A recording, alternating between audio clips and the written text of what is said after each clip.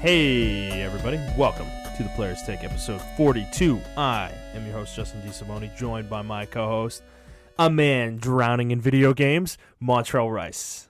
Hey, what's up? What's up, everybody? What's up? What's going on, man? How's life treating you? It could be better, but we get through it. Right. Getting through it, just getting better every day, Yeah, man, yeah. Trying. All right, well, for those of you who haven't listened before, the Players Take is our weekly show where we talk about video games, video game news, and other topics pertaining to video games. We post at 6 a.m. Central Time on Fridays on iTunes, Spotify, Stitcher, Google Podcasts, and your favorite podcast app of choice. Let's jump right in like we always do with what we've been playing. Sir Montrell, what have you been playing this week? I think we've kind of expanded our horizons just a little bit. Yeah, I've just been playing nothing but a little bit of, League of Legends. Yeah. Wait, you've gotten back into that? Yeah, I jumped back into it. It's just full throttle. I love it. So, I haven't jumped back into it full throttle. I'll just play a couple games here and there. Okay. I've been playing a little bit of Modern Warfare with my friends. Every time they text me, hey, get on, man. I'm like, all right, I'll get on. And I jump on with them for a little bit. And then playing a lot of Monster Hunter. Right. So we've both been playing this still. We are in this game. We are thralls for this game. Like, it's gotten absurd. I think I put 150 hours into Iceborne. I don't even know how many hours I put into it at this point. Roughly double of what I put in the base game. I mean, it's just a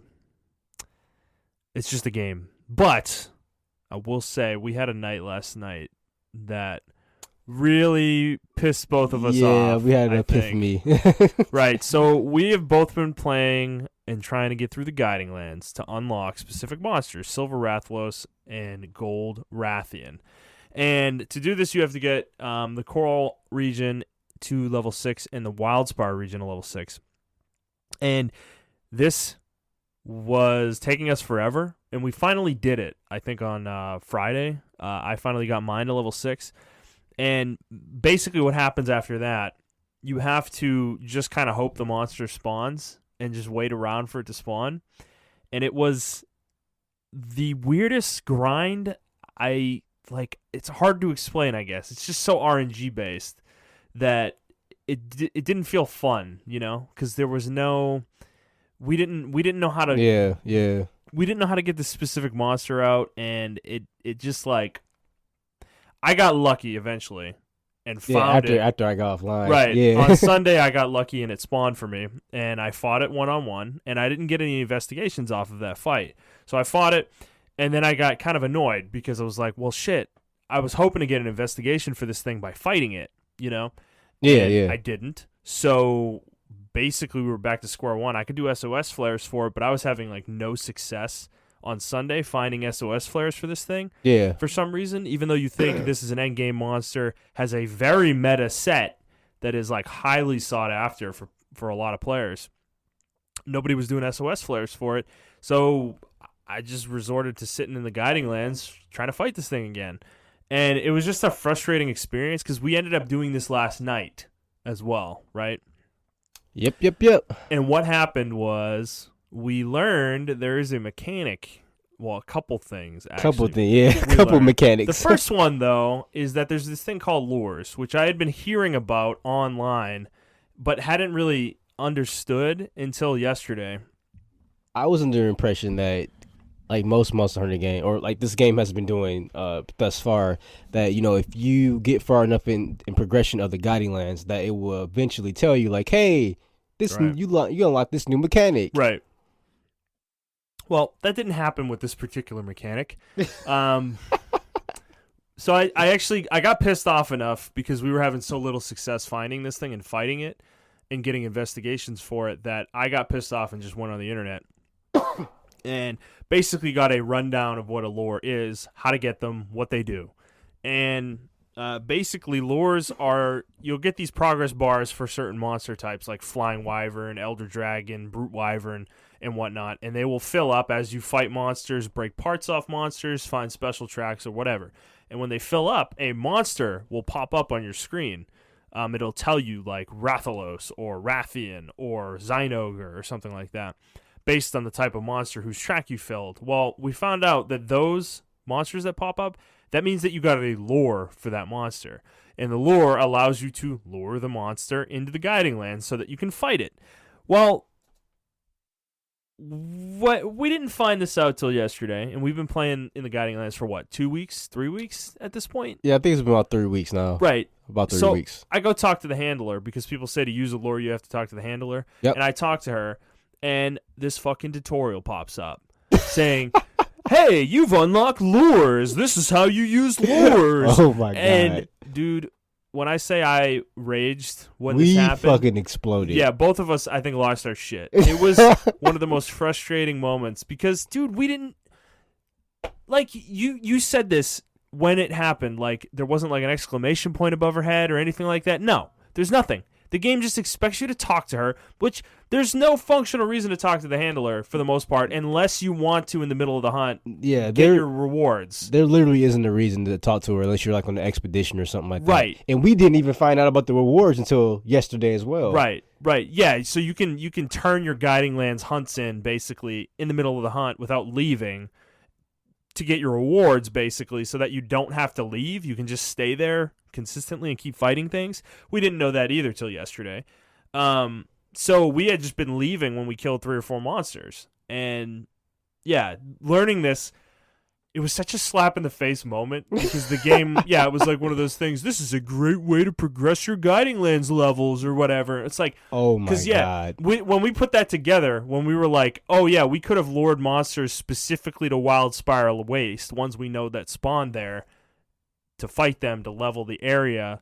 Dude, I got I was so angry because it's like we spent weeks leveling these areas, like super slowly. It took us weeks to do that. Right, because we have jobs. Well, yeah, but we didn't really know that, like, because we were just kind of letting them randomly spawn in the area we were trying to level. Yeah, it would have eliminated that. Yeah, we would spawn into it. Like, there's a couple times when we spawned into Justin's session, and we didn't see the monster that we wanted. They were in the Ancient Forest or the Rotten Vale, and we just leave again. Right. And then we'll come back, and then eventually there'll be one in the core islands or the Wild Spiral Waste. Mm-hmm. Well, with this mechanic, I mean, you can spawn them. You can only do it once per player, but that's like 2 people on the field. So that's 2 monsters we can hunt. Guaranteed Wild Spire or Core Island. So that will eliminate a lot of stuff. A second thing we learned, that I learned on my own, but I informed Justin about it, and I tested it out, is if the monster spawns in the core reef or the Core Islands, whatever, there's a little symbol that pops up that tells you where they're spawned at, or that tells you the area they're corresponded to. Right. It doesn't matter. So last week you may have heard that we were luring monsters to certain areas like MMOs. We're aggroing them and then just pulling them in the area and then killing them there. Mm-hmm. Well, you don't have to do that. As long as you kill them and they have that symbol, that's the area they represent. It doesn't matter if they jump from Wild Spire to whatever. If they start in the Ancient Forest, their symbol is the Ancient Forest. And if they go to any other area, they count as the Ancient Forest. Because I tested it out with a couple of monsters before. I think Justin wasn't online. Yeah. And yeah, I learned that, and I was just like, wow, we've been doing this completely the wrong way the whole time. Yeah, we've been inducing enrage and pulling the monster into the zone we were trying to level because we thought you needed to be there in order to gain levels for that area. And all of this put together pissed us off yesterday. There's no other way to say it, really. It just, like, it made me... This is my favorite game, this is my favorite game. And this game pissed me off. Like, we both wanted to quit. Yeah, it was just a moment where it was like, are you kidding me? Not indefinitely. We just wanted to quit, like, right then and there. But to fucking compound this, it got worse because we were still, even given all this, you had a lure for gold Rathian, thankfully, which allowed us to fight it. Yeah, but we fought it, but that didn't matter because we still didn't get an investigation for it. And I think that's because the area we fought it in, my Wild Spiral Waste, was only level 5. Right.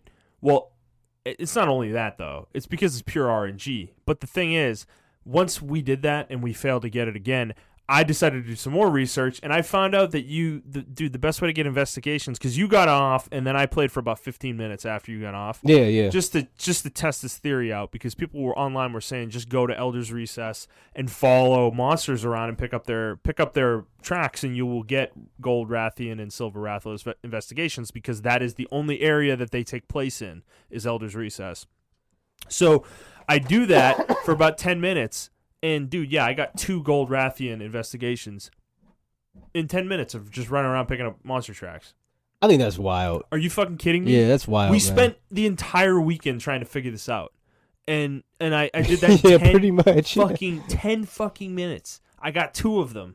It's like completely absurd. Yeah, you completed your version of the set that you wanted, right?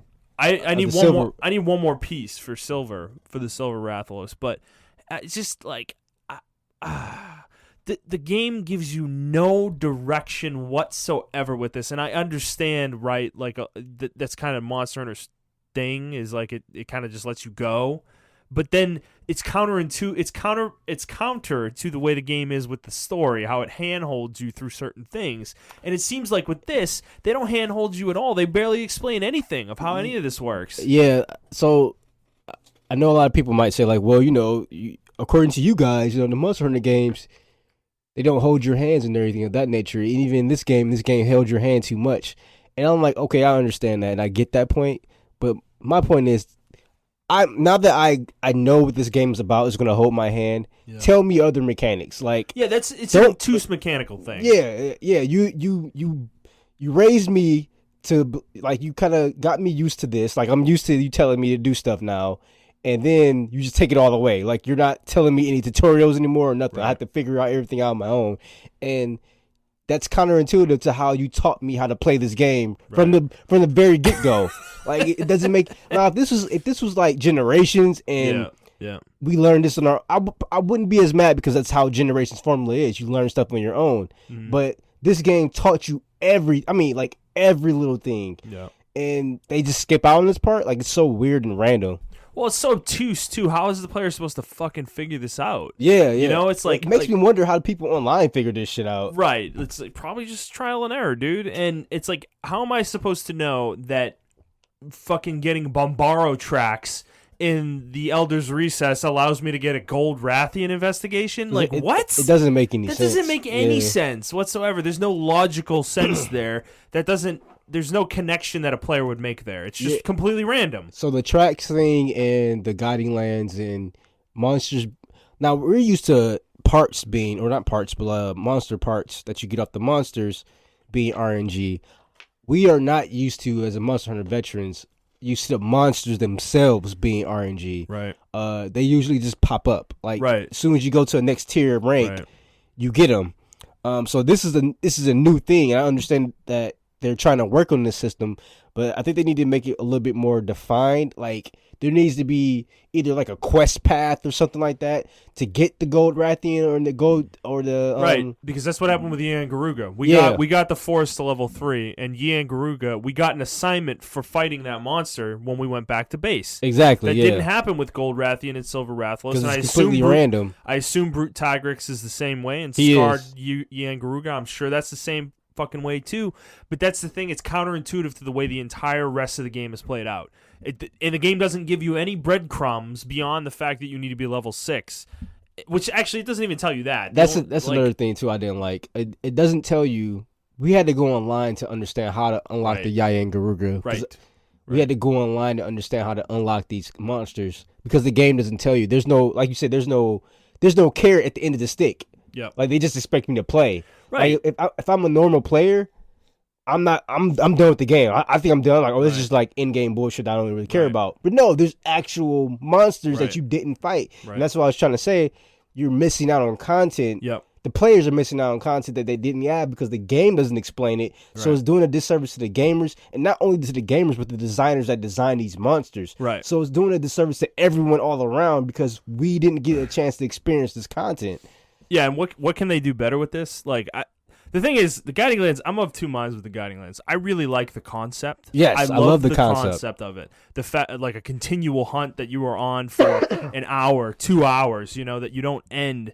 and it's like you have all these interconnected areas, and you have to you potentially are fighting 3 monsters at once, and there's I like the concept of the guiding lands. It feels like a real hunt, versus the regular hunts that are like timed or whatever. It feels like a real hunt versus those. But I think the game just doesn't give you enough information. Like when you level an area up, the game tells you leveled the area up, and it gives you nothing else though. It doesn't tell you anything you've unlocked. It doesn't tell you any monsters you now have access to that might spawn in that area. It doesn't tell you any of that information, which is it's weird for a game that gives you an insane amount of information. Like you go into your hunter's notes, and there's fucking menus upon menus upon menus in there of information about every single monster in the game, but yet this area is just lacking that level of detail, which goes back to what I think you said, that you felt like this area was rushed, and it just feels that way. The more we play it, it feels obvious that they didn't have enough time to get this where they wanted it to be. The fact that the side areas, the rotten area, the coral area, and the wildspire area are so tiny compared to the ancient forest, it just screams that something they didn't have all the time they wanted with this. And it's disappointing though, because it's cool in concept. I just think the execution is a little soft, and I'm at the point where I don't even want to go there anymore, because unless I need specific augmentation materials, there's really no reason to. Yeah, so that's and honestly, putting in the guiding lands for one specific mechanic such as augmentation is kind of weird to me, because honestly, you can take the same concept and do it outside of the guiding lands. You know what I'm saying? So there needs to be more incentive to get it, and I think they've tried to put the monsters in there too to get you to do that.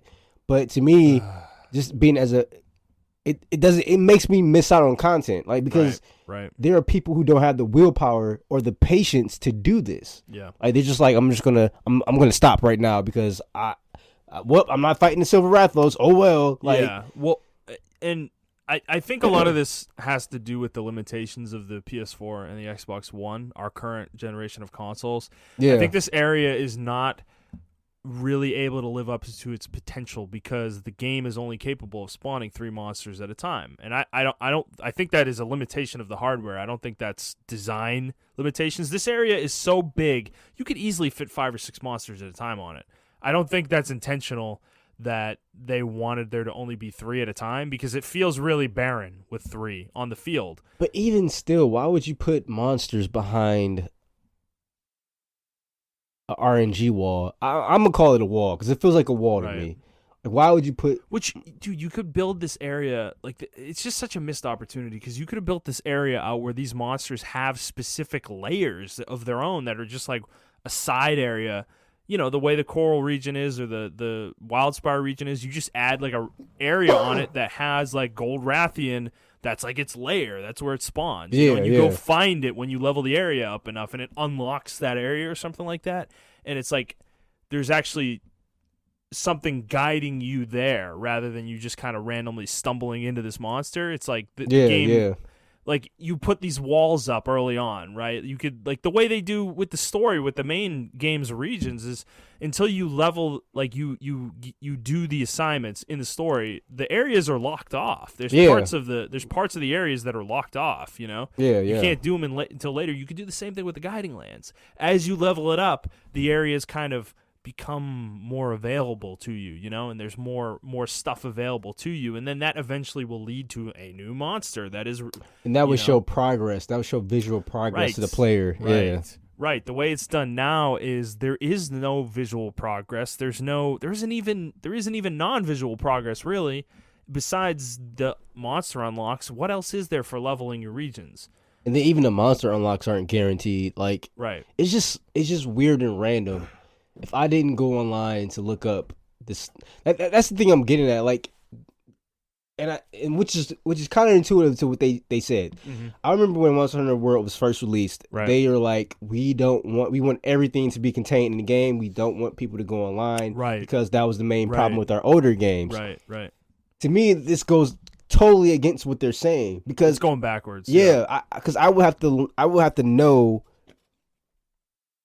it just makes me wonder how people find this stuff out in the first place. Like, were they just like grinding and grinding and grinding? Like, oh, okay, I got a brute tigress now that my levels are, my area is level 8. They were probably luckier than we were, I would imagine. Yeah, yeah.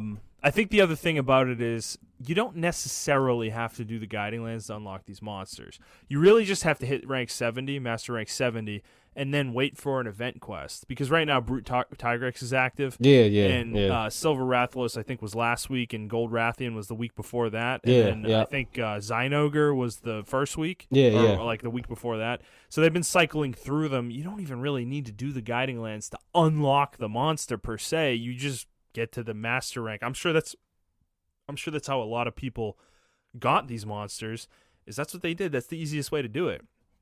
The way we've been doing it is really the hard way. That's kind of, it's just the fact that we weren't ready to fight those yet because we weren't high enough rank. And when we were, we still weren't in the headspace to get them or fight them because we had other things that we wanted to do first. So it's like, I don't know. I'm sure a lot of people did it that way. In terms of figuring it out, it's probably just pure luck. They leveled their guiding lands area up, and then the monsters started spawning, and yeah, it's just, I don't know. Even with the augmentations and stuff like that, you can't say like you got a favorite weapon. I can't level that weapon up because the pieces I need aren't spawning yet because my guiding lens isn't high enough for that level. Yeah. Like for the god hand or for the hand I have, I forgot what it's called. The weapon Master I have. Hand Hammer. Yeah, the Master Hand Hammer. I call it God Slap. But but for that weapon, I need like tempered Elder Dragon parts for it. Right, which spawn in the guiding lands, but I have to get my guiding lands really, really high. To level 7, which we haven't unlocked yet. Exactly. Master rank 100. We have exactly. to do before that's even possible. But there isn't a carrot at the end of the world. Like, there isn't someone to tell me in the game, like, hey, these are the tiers and these are the monsters that you will find in the guiding lands. Right. And I understand, like, lore-wise, they probably won't know, but come on, man. I don't fucking care. Just let me know what monsters, so I would know, like, okay, I'm going to keep grinding until I hit level 70. I'm going to go into the guiding lands, then get my master rank stuff, and then I'm gonna keep going. Like, it doesn't have any carrots at the end of the stick. I have to find that stuff out on my own. Yeah. That's my main complaint, because that hasn't been the game thus far. Like, if this was the older games, then I'll understand that. But it's not. This game has literally told me everything I need to know. Mm-hmm. I did not have to go to any outside source information for it. Right.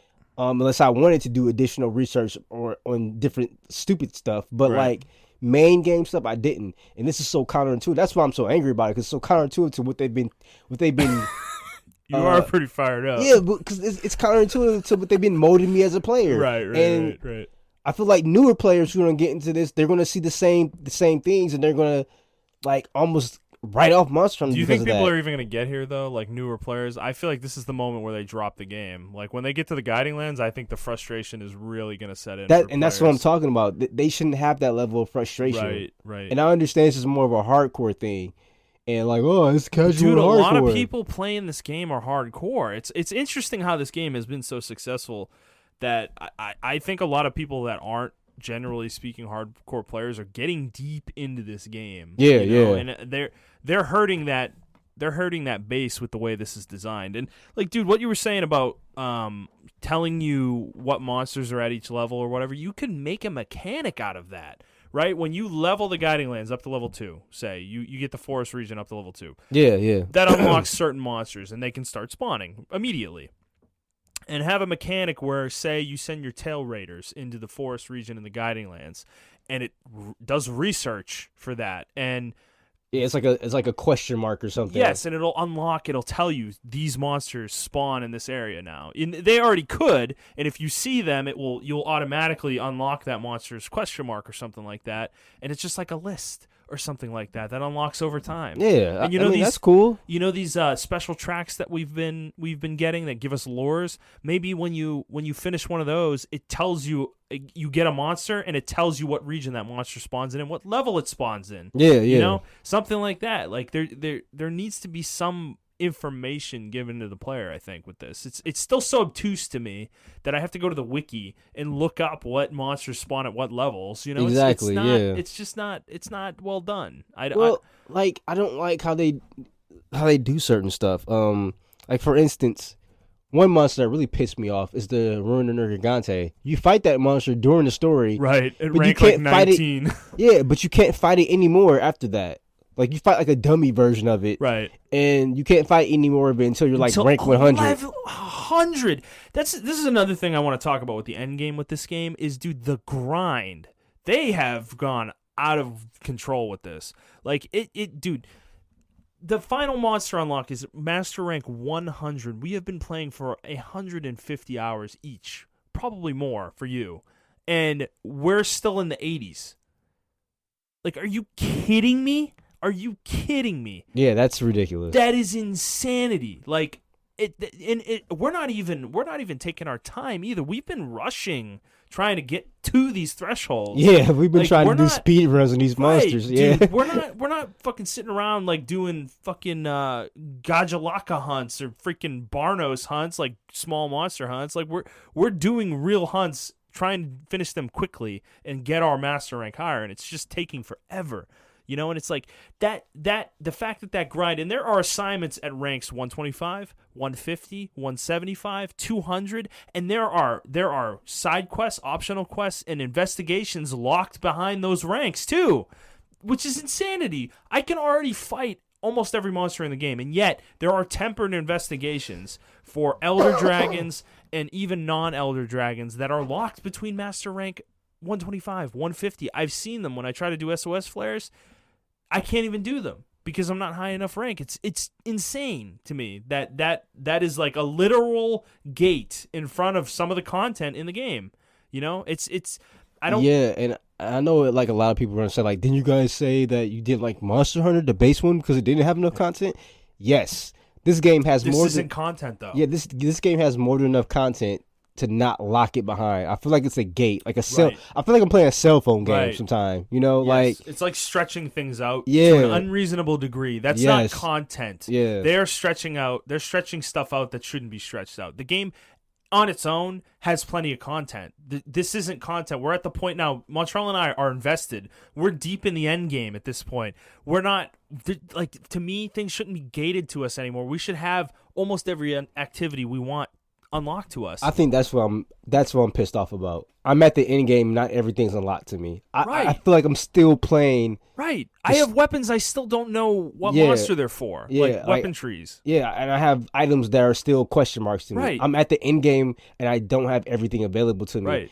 There isn't a carrot at the end of the stick. The carrot is hidden in the tree. Like I have to go find the carrot. Right. And it's like I don't feel like this when I'm playing World of Warcraft or anything like that. I know if I had to do raids or something like that, I know I'm going to get really good armor and shit like that. It's like with this game, they don't tell me, they don't show me anything. Like if I was to stop at Velkhana, at the end of the Velkhana storyline or the Everworm storyline, I would think that's it. That's it. You've gotten nowhere though at that point. Yeah, like, the game's barely even started at that point. Exactly. You know, but we knew that. Yeah. But it was just like, if you don't play this game, if you didn't do research about how many monsters and I know I always preach about consumer research, but let's just say you like fucking Monster Hunter, you're like, oh man, fuck, I just trust the game's gonna be fucking good anyway, so I buy the game, I buy Monster Hunter Iceborne, and you do see that there's some new monsters and variants. But you see the Azure Rathalos and you see the Pink Rathian and all this stuff like that. And you're like, okay, those are in the last games. Are they going to be any more Rathalos or Rathians? Or are they only... Hell, you don't even know about the Yayan Garuga until you get to the Guardian Lands. Or Zynogar. Like, when you first... I give them credit. When you get to the Guardian Lands, Zynogar's right there. Yeah. But I don't know about the Yayan Garuga. Remember at one point, I forgot about the Yayan Garuga. I know. And... like, what are we doing? Right. And there's a variant of the Yayan Garuga, the scarred one. We haven't even fought that version of it. Yeah. So, and there's a variant of the Brute Tigrex, which I just found about last week. So, we haven't fought these monsters, and there's no one. There's not even a hint within the dialogue. If you talk to random ass hunters as walk around, NPC hunters, they're like Like, give me a carrot, bro. Like, if I talk to gossip, someone, like, oh my god, somebody thought they saw a brute tiger yeah, out there. someone Like, because it's black, right? So they're Right. like, man, I could have swore I saw a black tiger the other day, but maybe I was just dreaming because the desert was hot. right.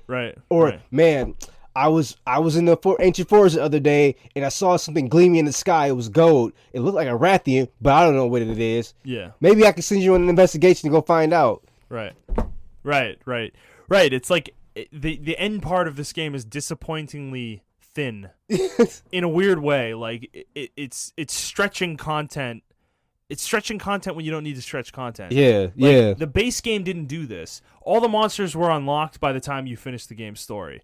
All of the higher level hunts, the ones that were locked behind master or hunter rank like 29 and 49 and 75 and then 100, those didn't unlock new monsters. They gave you access to new items maybe and things like that, but they didn't gate monsters behind those hunter ranks. By the time you finished the game story, you had every monster available to you.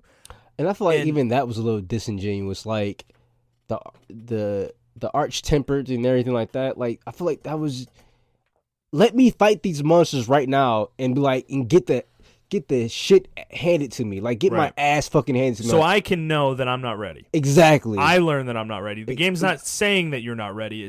You're trying it and you're getting fucked. Yes, like, exactly.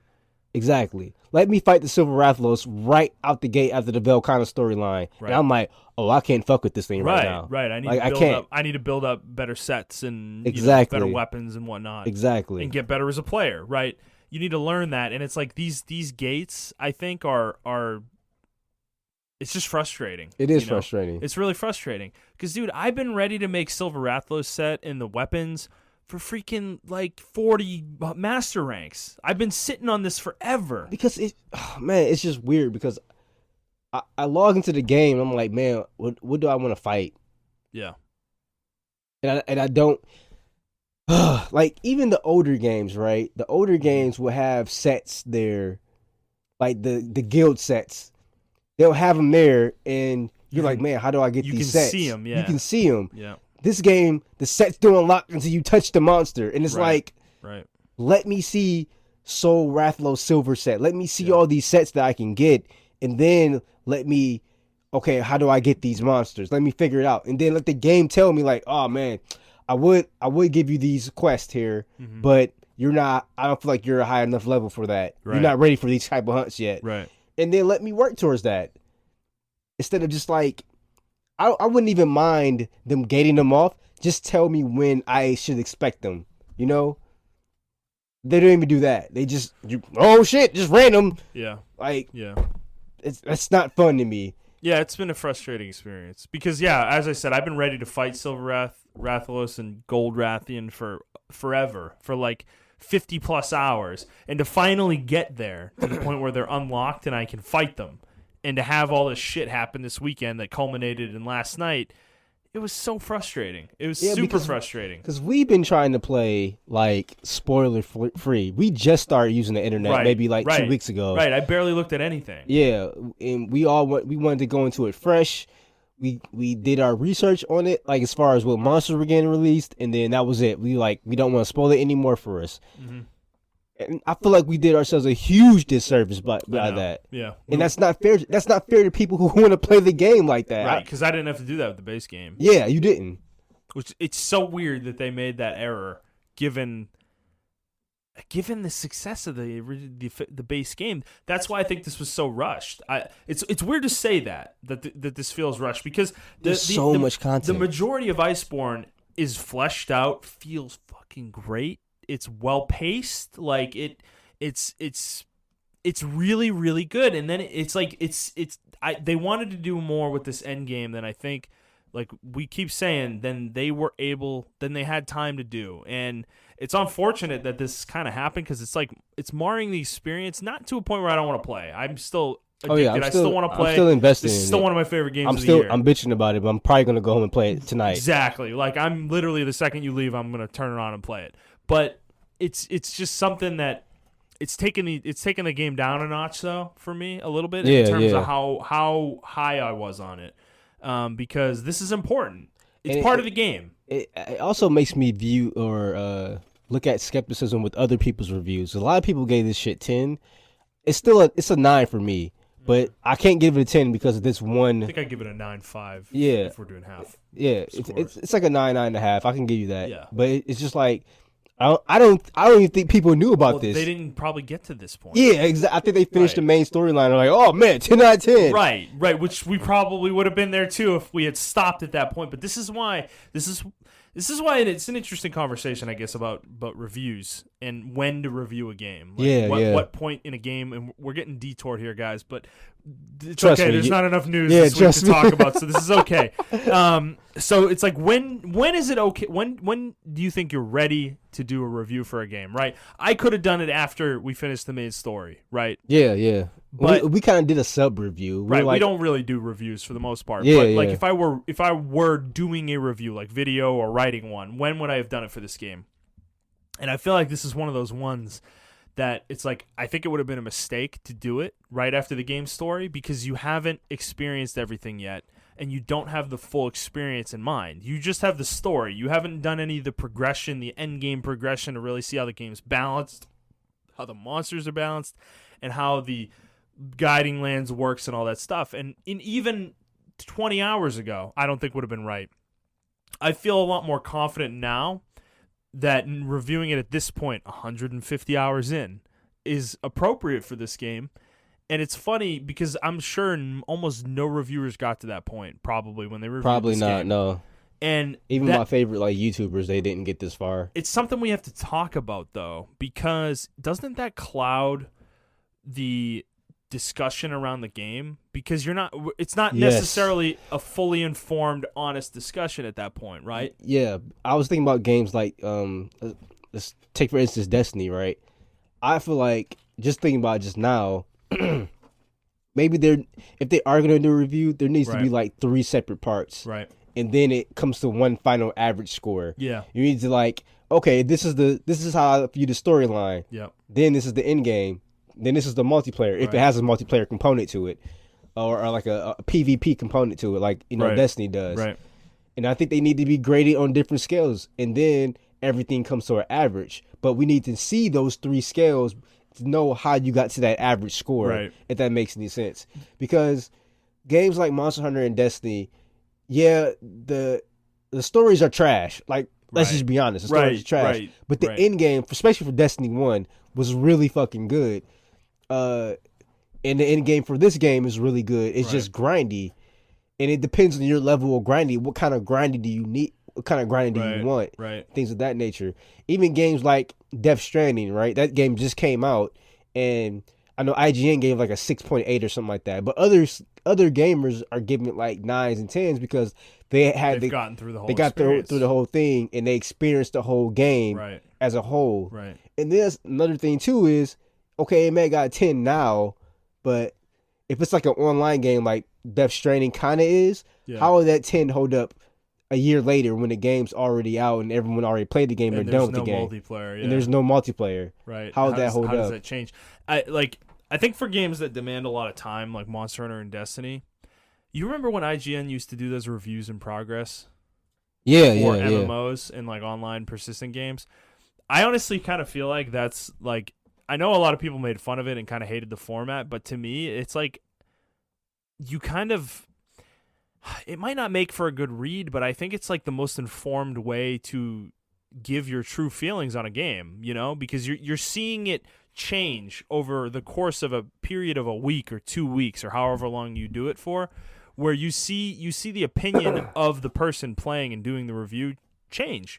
Because maybe at the beginning, the first 5 or 10 hours, the game's great and they're having a great time. And then after 30 hours, they've gotten deeper in it and flaws have started to show, that didn't show the first 10 hours. And then by the time they get 100 hours in or 75 hours, whatever, they fucking hate the game because things have changed even more. Where like we're saying, as we've played this game more, the flaws have become out to us and they're becoming more obvious, and things, as much as this game is still amazing and incredible, it's not perfect. It isn't perfect.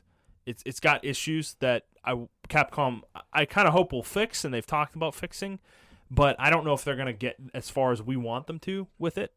I think they're taking the feedback right now as far as Yeah. Monster Hunter World 2. That's how I feel. Yeah, I agree. They are taking feedback because I Mhm. think the majority of the Monster Hunter community is very vocal about the guiding lands and the aspects. Because I've seen, because I didn't understand it. You remember when I told you about it off mic? Right. I'm like, man, I keep hearing something about the guiding lands and people complaining about it. Well, now I know why they're bitching about it because Yep. this isn't a, like you said, it isn't real fleshed out compared to the rest of the Iceborne. Iceborne is like really fleshed out, and then you Right. get to this part and it's just like, okay, It guiding feels lands. weird. Yeah, It's jarring. and they don't even talk about it in their initial like promotion of the game. Like usually Yeah. a game would promote like, oh man, we get this Right, brand new right. land. They kept it secret. They And I kept thought this- that was intentional at first to kind of make it exciting. Yeah, I actually kind of feel like they were hiding it. And yeah, there's yeah. like there's no cutscenes for it either. I don't even think there's actually a cutscene for the guiding lands like at all. When you There's first like an get there, introductory one, yeah. Yeah. But there's no like the field team leader doesn't mention anything about it. The handler barely talks about it. There's no like meeting about oh my god, what's going on here? You know, yeah, you kind would of thing. think There's nothing related to that. yeah, you would think a team that's dead set on discovering stuff and they're like investigating the Right. new world, like Right. they would explore this guiding lands that has every ecosystem. Right? Yeah, That it's would like you think that would be like mind blowing for Yeah. them, and it's like there's nothing there. There's no cutscenes or anything for it really. So I don't know. Going back to the review thing though, it's like I'm of the mind personally when I want to review something. I mean obviously you want to do it. You want to do it when you have the most information available to you, but I've had experiences where I want to say Dying Light's a good example of this, where that's a game that I loved for about 90% of the game.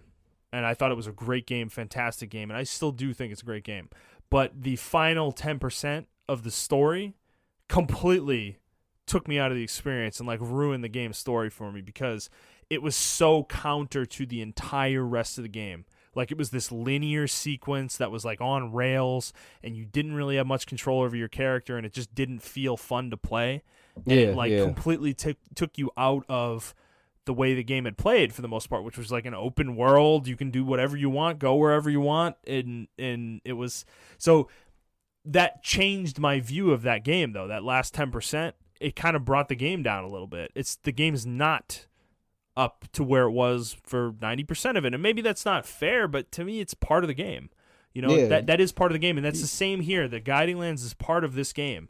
And this end game, the way this end game is rolled out and explained to the player is part of this game. So it takes away from the experience when you get this far, in my opinion. It just does. No, I agree with you. It does. It takes away from the experience. I mean, it's just a frustrating experience. It's not. Yeah. It's one where you have to, I guess, just discover and play the game, and I guess people can defend it by saying, that's how older games used to work too. There wasn't any internet, and I'm like, yeah, that's the point. Yeah. I don't know. It's just a complicated subject. It's really complicated because I do understand that's how older games used to work. But you used to just randomly unlock stuff, and there's still stuff people discover in older games 15 years later, to this day. But is that our fault or is that the designer's fault for not putting it in there and showing us? Mm-hmm. Yeah. I don't know. It's just I don't know. It's just a weird thing. It's a hard question. Yeah. But yeah, I mean, in terms of reviews, though, I think like everybody kind of has their own way of doing it, I guess. But for me, I kind of want to play, at least beat the game right before I review it. But I like even experience some of the other stuff in the game because it's a whole package, right? You're reviewing an entire package, and reviews have always been lauded as this thing that is meant to help people make purchasing decisions.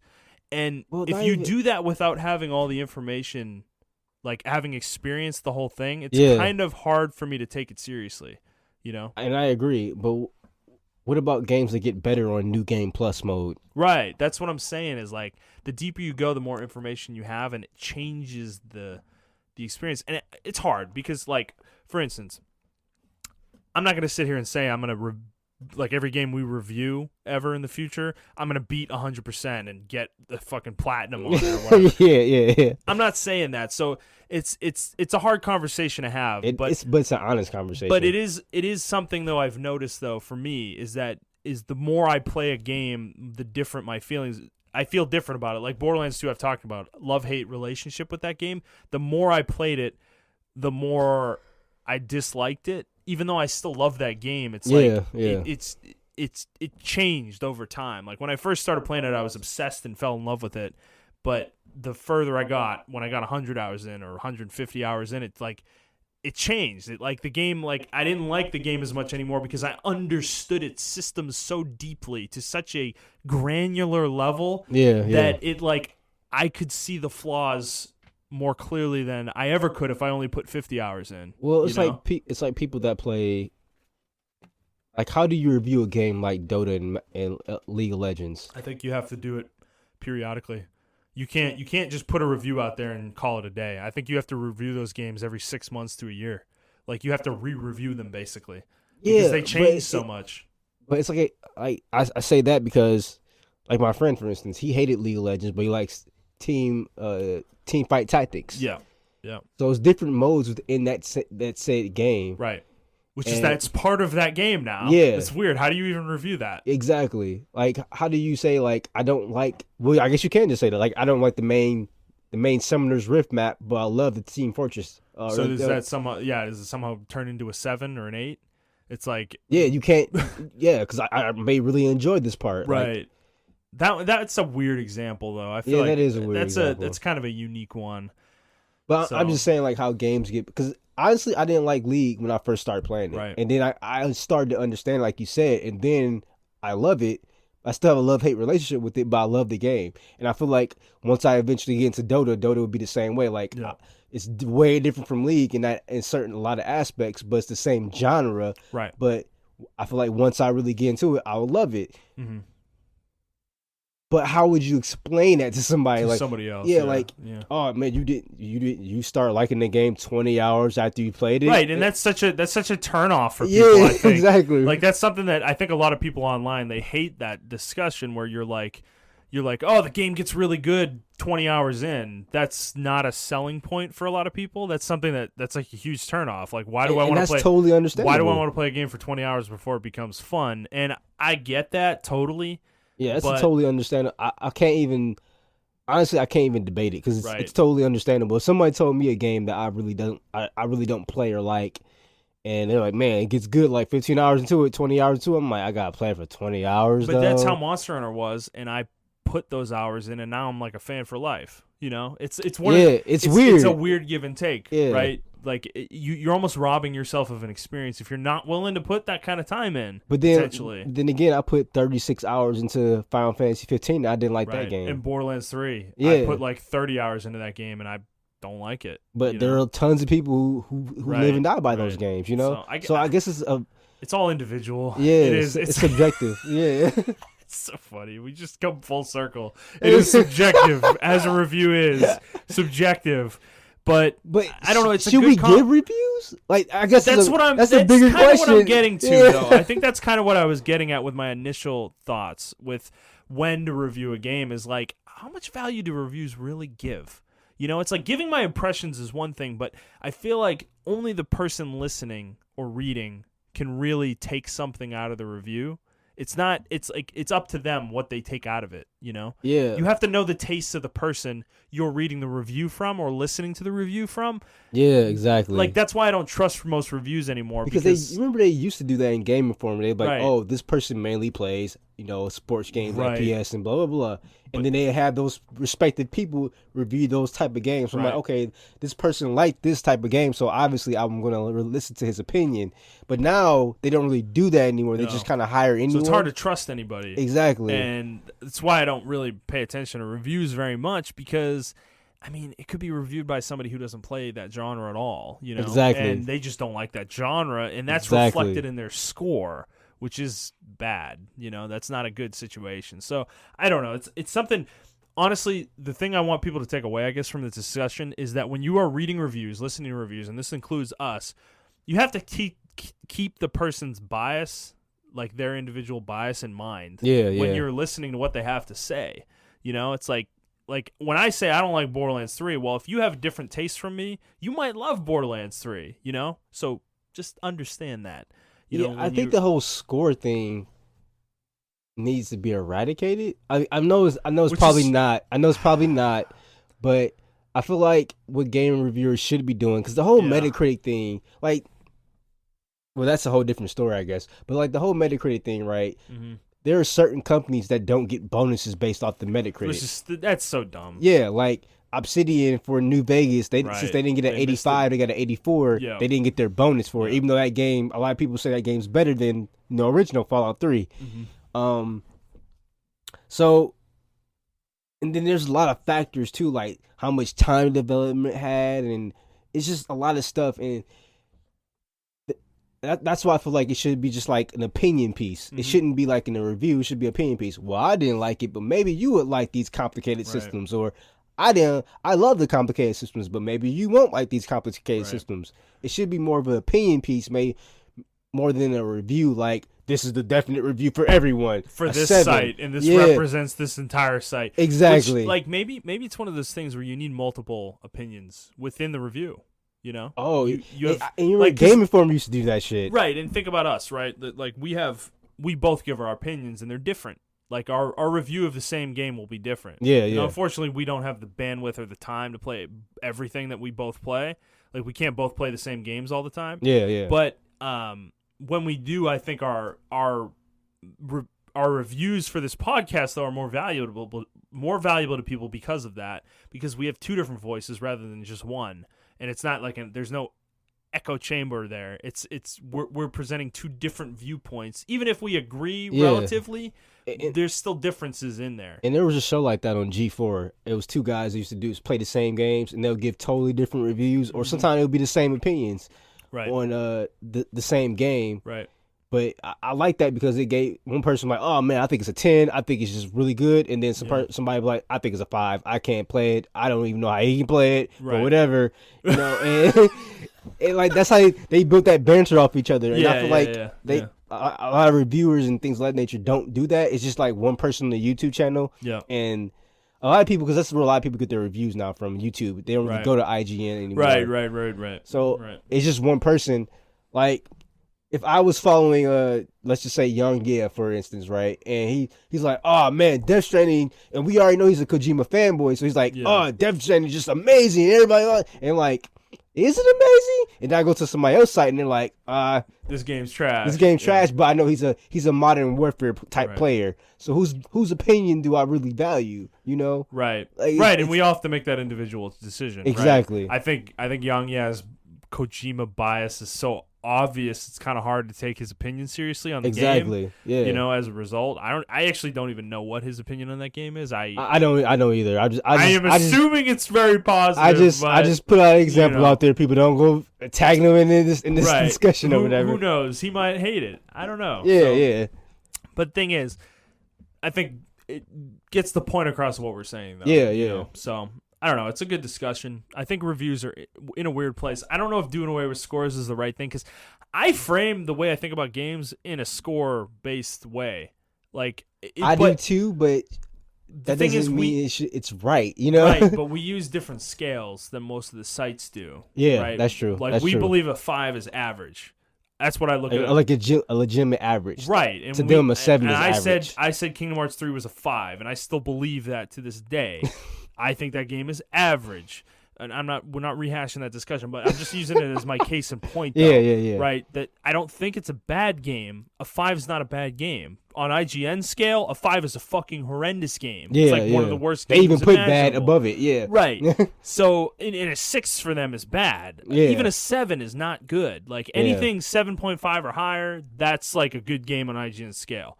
But it's so they're not using the entire scale, right? They don't give games 1s. They don't give games 2s generally. Like it's just not a thing you see on those sites. So that's the part of it I think that needs to change, is really the way we use the scale and the understanding of what the 1 to 10 scale is. You know, I don't like the fact that they use it like a grade scale, like a grade school grading scale, where it's like, you know, like 70 to 80 is average, you know, it's like just like in school. I don't dig that. So I don't know. That's the kind of part. That's kind of what I think we need to change. But I think every individual reviewer kind of has to come up with their own system. You know. Yeah, that's true. You know, if you're a YouTuber, review it how you want. Scores, no scores, whatever scale you want to use. I think if you have a good rationale behind why you use it, that's all that really matters. Yeah, probably. that's true. Yeah. So, all right. I'm playing some other games besides Monster Hunter World, Iceborne. So I put some more time into Fire Emblem. I got to part 2 this week. So how'd you like that? The game, it's unfortunate that like Luigi's Mansion 3 came out when it did, because I'm like at a point in Fire Emblem now again that I'm really excited about playing the game. I really want to play it more because, dude, man, the story gets good again. Like when the the divergence between all the paths happens. Yeah. In chapter 12, like, dude, it gets good. Like, I'm really intrigued about where things are going with it. I will say, I think I brought this up on my initial discussion about my feelings on the game back when it came out in July, but it's really awkward how ham-fistedly they force the player to be in the monastery. Oh yeah. And it's gonna happen on every path, even if it makes no fucking sense from a story perspective. Like, why the fuck would the Golden Deer be there? Why would they use that as their base of operations when they're surrounded by 2 other countries in that place that are hostile towards them? Like, it doesn't make any sense whatsoever to me. Yeah, it doesn't. Like, and you're gonna stage your combat, like you're marching from the monastery in the center of the it's really jarring. I understand that they didn't want to create different areas for the activities. Like, I get it from a assets perspective, it would have been a lot of work and been really involved, but then maybe you shouldn't have centered the entire game around the monastery then. Yeah. As a result, like, it's kind of a design flaw. I feel like that is awkward. It just takes me out of the story a little bit, and honestly, the thing with the monastery is, like, this game does not respect the player's time in any way whatsoever. Like, it's become to a point where I am just fucking desperate for a way to streamline the monastery experience, because, dude, I just need menus. I don't want to run around anymore. I just need menus where I can just go through and do everything real quick. Like, because I'm so micromanagey with it, I have to touch every single thing. And it's like so time consuming when you do it that way, though. And there's no way around it, though. I feel like I have to, because I have to go talk to everybody to make sure they're all motivated so that I can instruct them, during the lessons for the week. It's like you have to do this if you want to min-max the characters. And so that's definitely a frustrating piece of the game that is not getting better. It's really dragging the game down for me. Yeah. Because I really just want to get to the battles. Like, I'm at this point, I just want to play the story. Like, that's all I really care about. Which the story is really good. Like, it continues to be really good. And I continue to be really impressed with the depth these characters have. Yes, man. They did a lot of character development in this game. Dude, like, and Claude in particular, I'm, like, in love with this character. Yeah. I think he's really cool. Yeah. Like, there's a lot of layers to him that none of the other characters have. Really? And I just think, like, even Edelgard, I don't think is really developed the way he is. He just seems like he's in a different place from everyone else. He's playing chess when everyone else is playing checkers. It's like, it's obvious, and it's, like, really interesting to be next to him, though, while that's going on, while he's doing stuff. And, like, he's very clever. He's very sneaky as well. He does have a sneaky aspect. He loves to eavesdrop on conversations he's not supposed to hear, and I like that about him. Though he is trying to do the best for the Alliance that he can. He's trying to put them in the best position to maintain what they have. And I really like that about him. Like, he's not aggressive. He's not trying to take over anything. Like, he's an interesting character. So I'm really excited to see how that personality continues to develop, I guess, over the rest of the game. I like him and Lorenz's their interactions. Like, the way him and Lorenz really, like, you'll come to see it, but, like, in part 2 it gets fleshed out some more, which I think they have a really cool dynamic. Yes, that they like do. A lot. They have the best dynamic so far. I haven't played the other kingdoms yet, but to me they have the best dynamic between each other because they're so opposite of each other. Right. But they learn a lot from each other, and it shows it. Right. And, dude, like, what happens in Chapter 13, I'm so excited to play Blue Lions now because Dimitri just, like, bro. There's like I'm sure there's more shit that's gonna happen that's gonna expand on him, but just like one voice line got me jazzed to learn about his side of things. Yeah, man. I'm playing his side next. Right. Yeah, and I think that's the one I'm gonna do next too, because man, he snaps basically. It feels like he snaps essentially.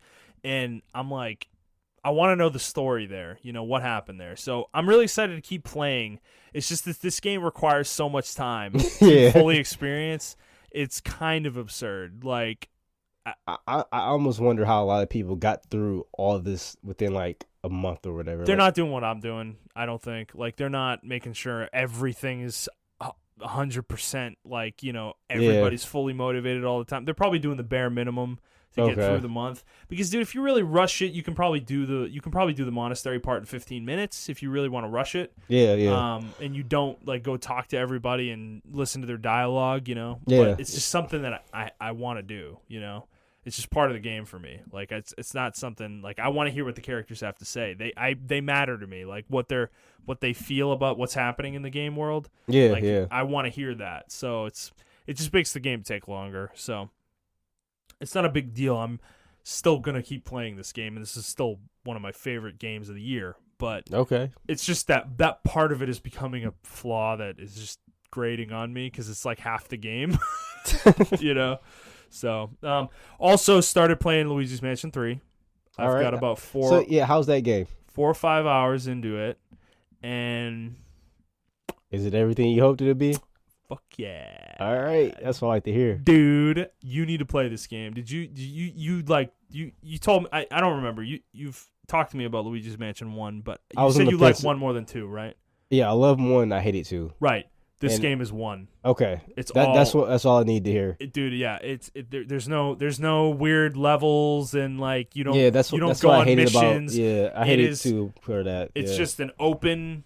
You go wherever you want. I mean, obviously the game restricts where you can go, like a Metroidvania almost would. But it's so charming. Like, it's got that same charm the first one had. Okay. Yeah. Where Luigi's walking around and he's like, Mario, Mario, like he's just scared out of his mind. It's like, dude, that's back. Like, he's just so scared of everything. Like, any shadow that moves, he's jumping at. Like, it's so good though. I don't know what it is about it. It's just like there's something with this formula with this game series that is just so. Actually really love the first one. So if this one's more like you said the first one, I'm definitely gonna buy it. It's the first one, but way bigger. Like, okay. It's because like I said, it takes place in a hotel. There's 15 floors, actually 16 floors, I think, total. And they're not huge, I'd say. The ones I've seen so far, they're pretty small for the most part. But that's not a bad thing. I don't think this isn't a game that needs overstays welcome. This isn't a game that needs to take 50 hours to beat. It's a 15 to 20 hour experience, I think, at most, and that's all it needs to be. And it's like some games don't have to be long and complicated. Right, and the puzzles are cool, dude. The design of the hotel is so cool too. It's such a cool. It's like Nintendo building like a funhouse basically in a hotel. It's so. I haven't even gotten to the more zany levels yet either. Okay. But it's just such a. I don't know.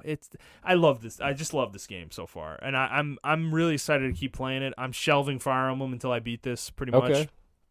I'm playing it on and off in little spurts, like 30 minutes to an hour for the most part, and it plays perfectly in that environment because the game auto saves every time you walk into a room or leave a room, basically. So you never need to feel like you're going to lose progress, which is really nice. So it plays to that portable feel of the Switch.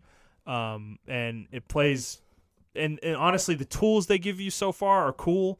Some of the new tools that you get, particularly Luigi, he's interesting. The way he changes the way you kind of traverse is fascinating. I'd say so far. I haven't used them much, but the game kind of layers these things onto you pretty quickly. So I'm excited to keep playing it. The higher levels in the hotel I've heard are zany as hell. Like, there's some crazy shit in some of them.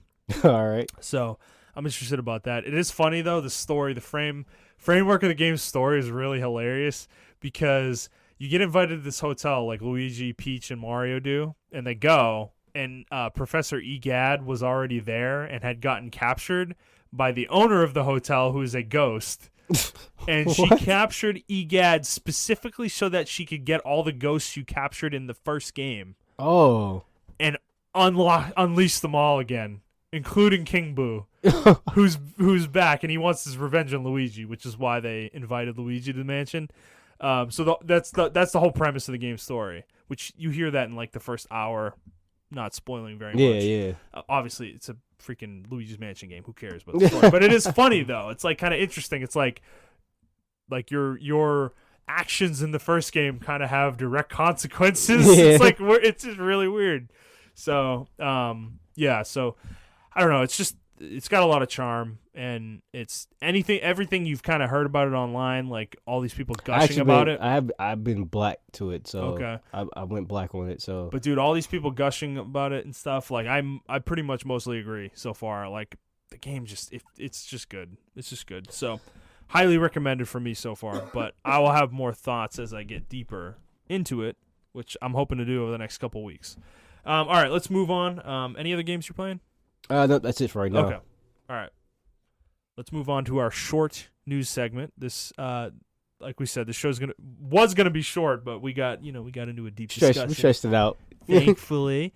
So, first story. This is kind of following up on one we've done. We've been talking about, I guess, over time, is Sony's leadership kind of shifting, I guess, over the past few months, with Sean Layden leaving and some other executives leaving over the last few months. So Sony has appointed a new head of the worldwide studios, Herman Holst, who is the formerly studio head of Guerrilla. Oh, okay. Right. He, I think he actually founded Guerrilla Games. That's actually pretty good. Studio that makes Killzone and Horizon, obviously. He is going to now be the head of Worldwide Studios. So all of the first party, he's going to be the guy they're reporting to, basically. And Shuhei Yoshida, who was formerly, I think, the head of second party for Sony, who he has been the last few years, he is going to be leading a new indie initiative in Sony to kind of repair or help, I guess, flourish the relationship with indies, between Sony and indies, because that is something that we've talked about, I think, on this show, that they have let lapse over the last few years. Yeah, they did. Which disappointing, but the appointment of Hulse, though, to the head of Worldwide Studios is, I think, it's kind of it's an interesting one, because it's an internal hire, basically, and it's also, he's from Europe, which is interesting given the fact that the United States branch of Sony has kind of taken command of the company. It's interesting that they kept that diversity there. Yeah, didn't centralize it here in the United States. And I think that's a good thing. Europe is a lot more open to other games than we are, as far as our media and how we consume media and things of that nature. So I think he would be a great addition, because he can get stuff from the East and the West, because they're like pretty much in the central location for everything. Right. And a lot of Sony studios too are in Europe. Yeah, and they have a good ear I guess, applying this to music, they have a good ear for gaming. They have a good eye for gaming. Right. And I do remember the Guerrilla team saying that, they were big fans of Monster Hunter. So that's why they made Horizon Zero Dawn. They were playing Monster Hunter. They had that idea. Yeah. I do think that's a good hire. The Shuhei one is the one I more want to key on, though. Here is that, or that's weird to me. Yeah. Well, this one, I mean, maybe you can explain it more, but that's pretty weird to me. So Shuhei is interesting. I know a lot about him because he used to interact a lot with a podcast I listened to, Podcast Beyond, back in the day, in the PS3 days. And he's a really cool guy. I like him a lot. He's a Japanese guy who speaks fluent English. Okay. And he's very funny, and he is a gamer. Like, he plays games. Okay, cool. And he was very visible during the PS3 generation, and then kind of the last few years, basically last 5 or so, he's been almost invisible. Like, he doesn't really make public appearances anymore. He doesn't really talk publicly much. He has a Twitter, but he doesn't say a whole lot anymore. They haven't been putting him on stage at any of the shows, any of the conferences really in the last few years. So he was in a weird spot because he's a powerful executive of Sony, actually. He's been with the company for like 30 fucking years, 35 years or something like that. Like, this dude is OG Sony. And it's interesting to see the shift for him, I guess, because I think for him, this is probably going to end up being a good move. Like, he's the kind of guy that I think wants to be involved. I don't think he's the kind of person that wants to sit around. Yeah, he doesn't want to be a suit. Right, yeah. Right. And I think them giving him something to actually do, foster relationships with indies, like, this is playing to his personality of being a gamer and loving video games. Yeah. He gets to talk on a ground level with small companies that are being innovative, doing new things. Yeah, exactly. Yep. Push those relationships for Sony. So I think this is actually going to work out really well for them, personally. I'm kind of hopeful that this is a turn for Sony in a way, because they've been so lackadaisical with not only indies but their own games, where they barely even market them at times, and they just kind of poop them out, and let whatever happens. Yeah, they're more focused on their first party games and their indie But that's games. Not even true, dude. Like, Concrete Genie was a first party game, and they just let that game die. In Medieval, they barely marketed that game either. You know? That's true. So it's like, and those were both first party games. So they've just been kind of careless, I feel like, in that kind of stuff recently. And indies has been one of their worst areas. Indies don't even like Sony anymore. They don't even want to work with them because that's how bad the relationships have gotten. Yes, a lot of indie developers blame Sony for their games failing because Sony doesn't care. They don't give them the time of day. They don't promote their games. They don't put them in a place where they'll succeed on the store. They don't put that effort forth to make these games valuable parts of their own ecosystem, because they've cared more about Call of Duty and Destiny than they have those games. Yeah. So I think this is a nice thing to see that I hope actually results in something, because indies are the reason Sony's where they are right now. The beginning of this generation, dude, they were all about indies. You remember that? Yeah. Like, back in the early part of the PS4 generation, I don't think, like, dude, Resogun and shit like that shit got this console off the ground. I feel like Rocket League's another one. Yeah, Rocket League, and there was another one people were playing, Dive Kick or something like that. Something like that, yeah. So, dude, I don't think without those kinds of games, I don't think the PS4 would have been as successful as it is. It still would have been huge, obviously, but it's like, I think that part of that contributed to the whole thing that happened this generation, though, because Microsoft was where Sony is now back at the beginning of the generation. They didn't care about indies. They weren't about indies. Exactly. They had nothing that appealed to people, so everybody flocked to Sony. So I'm hoping that we kind of get an about face that kind of gets us back to where we were at the beginning of the generation with them, and that PS5 is set up for success with this. So that's kind of what I take out of this move, is they're actually utilizing their resources, because, dude, Shuhei's got chops, man. This is a guy who's like executive produced some pretty big Sony games. Okay. He was executive producer on, and these are mostly in the 90s, Gran Turismo, the first one. Okay. Crash Bandicoot Warped, Spyro 2, Ripto's Revenge, Legend of Dragoon he was a producer on. Oh, wow. The original Spyro the Dragon, Crash Bandicoot 2, Cortex Strikes Back, and Crash Team Racing. Oh, so he has a really good eye for gaming. And Ape Escape. Yes. Oh shit, yes. Ape Escape? Yes, this dude's legit, dude. Like, he's got great chops. So it's good to see that they're not trying to push him in a corner and let him live out the rest of his days. Like, I think this guy has a lot to contribute still. So it's good to see for me. Yeah, I was kind of scared for the shakeup they were doing, but it looks like they're right. It seems like they've got their direction now. Yeah. I think a lot of that's over now. We're past it, and I think they're ready to move forward, I guess. All right, let's move on to the next story. So, we talked about the Sonic the Hedgehog movie a few months ago. and the disaster that was the launch for that, or the reveal for that, I suppose, and the Sonic design. Well, so the new Sonic design, the one that they went back to the drawing board on, Yep. it has been revealed as of today, day of recording. And it looks fucking phenomenal. And yeah, it looks a lot more in line with the video game version of Sonic. Yep. He's got the big eyes, the cartoony, huge hands with the giant gloves, gloves, yeah. the huge feet with the sneakers. Yeah, they actually talked to the creator of Sonic, and he is very much in love with that design. The only thing he has a gripe with is the eyes aren't connected.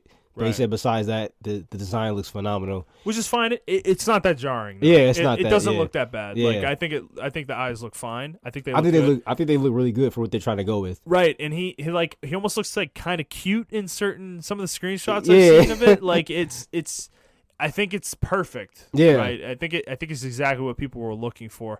And it's funny to put it up against. I saw some pictures putting it up against the original design. Oh my god, it looks night and day. Holy crap, dude. Like it's I couldn't believe they released that original design. Right. I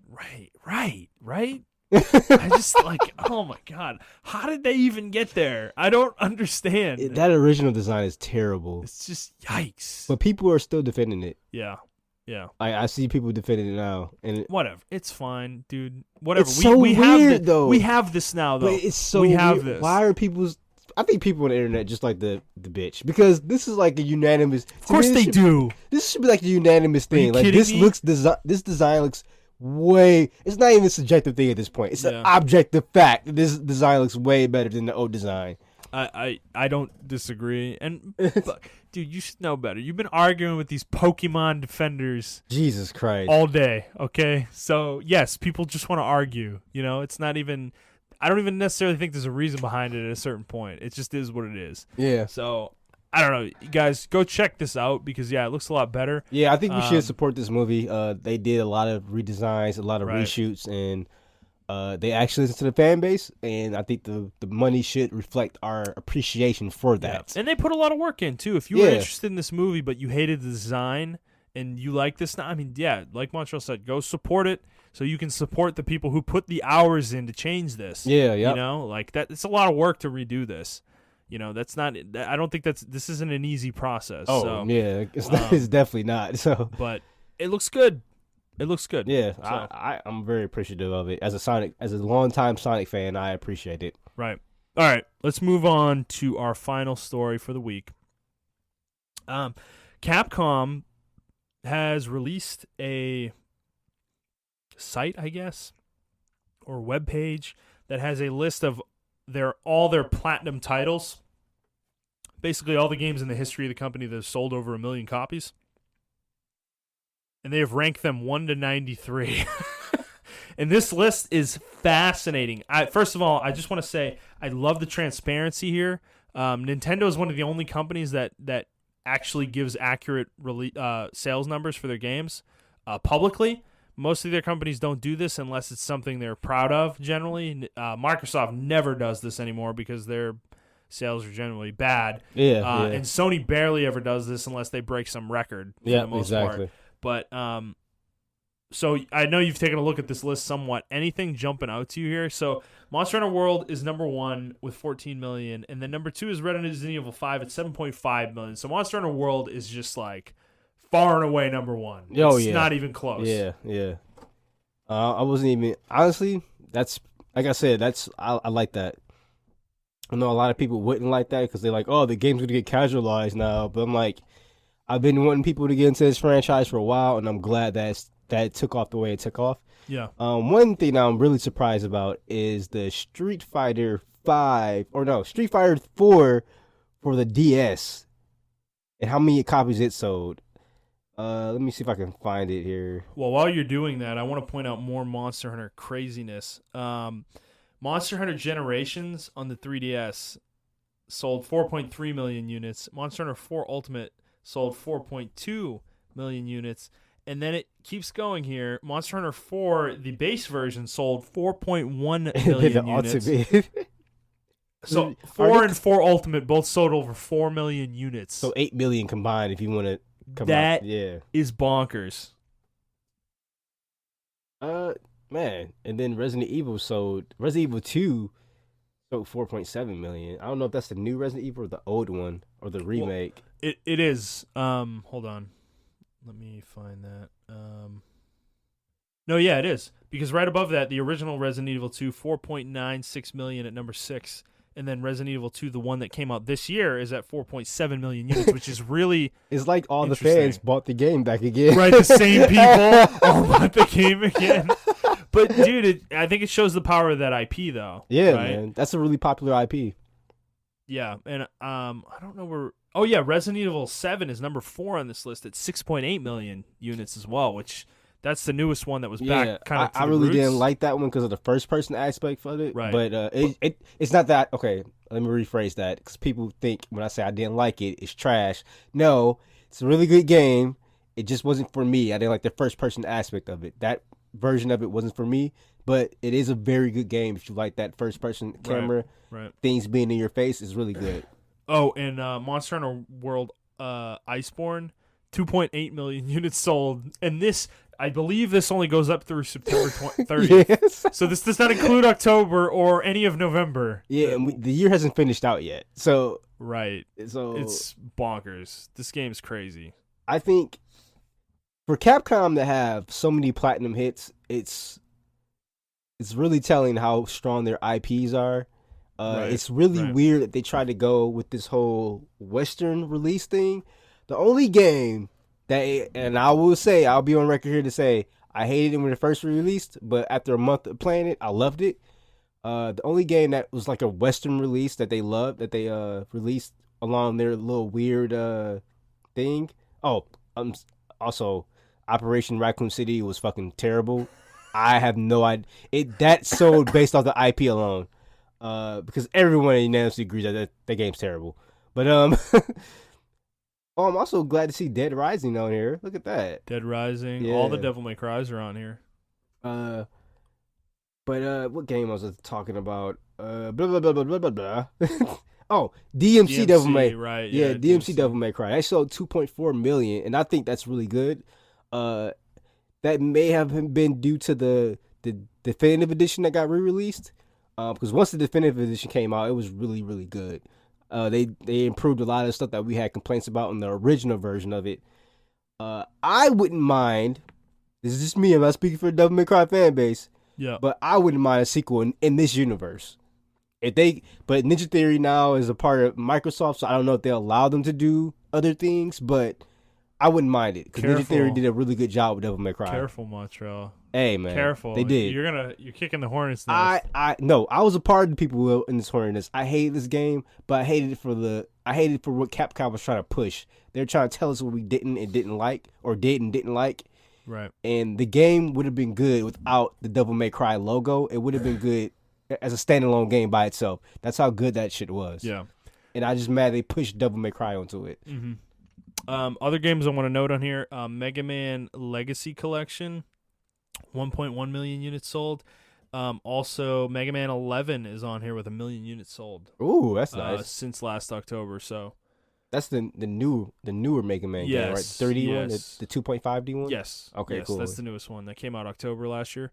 So yeah, it's interesting. Mega Man's not really on this list very much. There's only a couple that are on here, and they're not huge sellers. They're in the 1.5 million range. I guess a lot of those games did sell in a time though that was, I guess we'll say, the market was a lot smaller. So a million seller back in the 90s was a lot. That was huge. Yeah. It is interesting that none of the Mega Man Zero games are on here. The only X game that's on here is the original one. That is pretty X. weird. But you remember they were releasing X games like every year. Right. Right. Probably every 6 months. No, it was bonkers. It was dude. just crazy. The pace was nuts. Same with the Zero games as well. Yeah. They were doing those really, really rapidly. So I'll be interested to see how ZX Collection sells. But yeah, I mean, dude, you're not wrong though. Capcom has an impressive IP library, I guess we'll say. Bionic Commando? Dude, holy shit. Lost Planet 2, 2 million copies on that here. game's good. I know. Oh, you played it? I never played it. And oh my god! I always like heard about it and was interested in it, and it was like from my understanding, it's Destiny before Destiny. Yes. Right. Yeah. And you're right. the fact that it sold 2 million and they never brought it back is bullshit. They brought it back. Yeah. That's when they were going through this little weird Western phase. Yeah, Lost right. Planet 3 with the weird Nicolas Cage looking dude. Yeah. Yeah, that's when it stopped.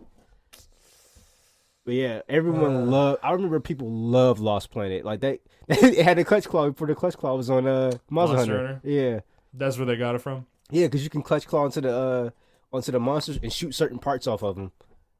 So hey, probably the same team that made fucking Lost Planet made Monster Hunter. Yeah. All right, let's move on to game releases. This is the week. So the day this podcast posts, we've got Pokemon Sword and Shield coming out. We've got Jedi Fallen Order coming out. Next week, Shenmue 3 will be out. Really? Yes, on the 19th. I've heard nothing about this game. On the 19th. There's no hype for this game. This game's going to bomb. Are you serious? It's already on Best Buy's. It's on Best Buy's Black Friday ad for $25 off. What? Which will be 10 days after the game comes out. Yeah, you're right. I haven't heard anybody talk about this game. This game's going to bomb extremely hard. Is it that bad? I mean, dude, think about that. Dude, the Kickstarter backers fucking hate this game now because they can't get refunds because they put it on the Epic Game Store exclusively on PC. Oh, dude, yeah. This game's completely gonna bomb really hard. Like I will be surprised for this game. I know, but I will be surprised if this game charts anywhere on anything. Like even singular console charts. I'm at that point with this. Like I don't think this game's gonna do well. Yeah. I mean, they just made some bad decisions. They did. I think this game is really niche too. I don't think it is really niche. I don't think there's a huge audience for it. You know, it may sell like 1 million if they're lucky. I know a lot of their fans were PC players though. Yeah. Just Dance 2020 comes out next week. Oh shoot! That's on Stadia only. Interesting. Stadia comes out next week. Oh, I forgot about that shit. See, right. I forgot about it. Right. We'll see how it does, dude. Like, I'm interested to see it. But otherwise, next week's pretty dead for the most part. There's not a lot coming out. Fallen Order come out this week? It comes out the day we post. Oh, okay. The 15th. Okay. Yeah. So, yeah, we'll be playing that. Yeah. I'm going to be getting it Friday. I think you are as well. Yep, I am. Yeah. So, I'll be playing that. So, yeah, that's going to be it for this week, guys. We had a very deep discussion at the top of the show, but like we said, there's not a lot going on this week. News is sparse, I think, because we're kind of in the middle of a lot of games coming out. Yeah, a lot of people are playing games and too tired to have any drama. Yeah, it also doesn't make sense for companies to be releasing any information right now. Yeah, because it's just going to get lost in the shuffle of a bunch of game coverage. Yep. So we're kind of in a weird spot. We decided not to do the Black Friday primer this week because, first of all, Walmart hasn't released their ad yet, and it makes more sense to do it next week, which will be a week before Black Friday as well. Yeah, so you guys can kind of prep. Right. Based on what we say and then other information you guys look up. Exactly. So we will have that for you next week for sure. Even if Walmart doesn't release their ad by then, we'll still do one, and then we'll probably talk about, we won't talk about Walmart because it won't make any sense.